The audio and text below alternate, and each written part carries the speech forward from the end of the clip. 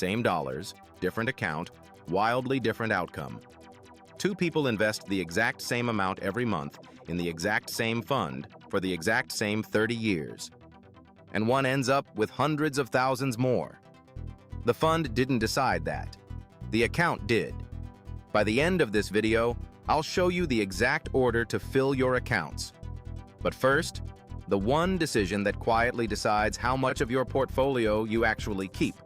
Most people open a single brokerage app, dump money in, pick an index fund, and assume they've done the work. The fun part is fine.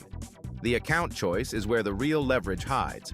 Because every account type has its own tax rules, its own withdrawal rules, and its own contribution limits, and those rules compound over decades just like your returns do. Let's name the accounts.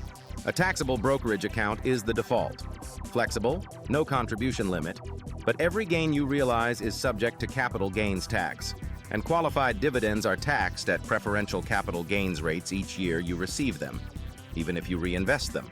Long-term capital gains rates are 0, 15, or 20% depending on your income. A traditional IRA lets you contribute up to $7,000 in 2024, potentially deduct it from your taxes depending on your income and whether you have a workplace retirement plan, and pay ordinary income tax when you withdraw in retirement.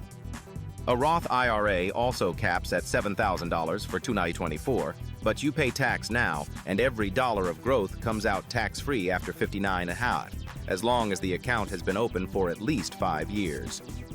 A 401k lets you contribute up to $23,000 of your own paycheck in 2024, often with an employer match. And an HSA, paired with a high-deductible health plan, caps at $4,150 for individual coverage and is the only account that's triple tax advantaged. Here's the actual order the wealthy use. First, contribute to your 401k up to the full employer match. That's an instant return you cannot replicate anywhere else. Second, max the HSA if you're eligible. Tax deduction going in, tax-free growth, tax-free withdrawal for medical costs. Third, max the Roth IRA. $7,000 of permanently tax-free compounding is irreplaceable when you're young. Fourth, finish maxing the 401k. Fifth, only then open the taxable brokerage. Now the multiplier nobody talks about. Fees. The SEC has illustrated that a 1% annual fee difference over 30 years can significantly reduce your final portfolio value, potentially by tens of percentage points depending on your assumed return. So inside whichever account you pick, the fund matters too. Vanguard's total market fund charges 0.04%. Schwab's charges 0.03%. A typical advisor-sold fund can charge over 1%.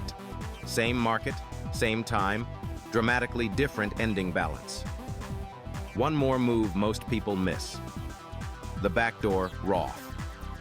If your income is too high to contribute to a Roth IRA directly, current IRS rules let you contribute to a traditional IRA and convert it. Just watch the pro rata rule if you already have other IRA balances. I post one of these every day. Follow if you want tomorrow's breakdown. So this week, log in, check what accounts you actually own, check the expense ratio of every fund inside them, and start filling them in the order I just gave you. That single afternoon of work can quietly add years to your retirement timeline. Follow for the moves the wealthy actually use. Comment stacked if you're locking in your account order this week.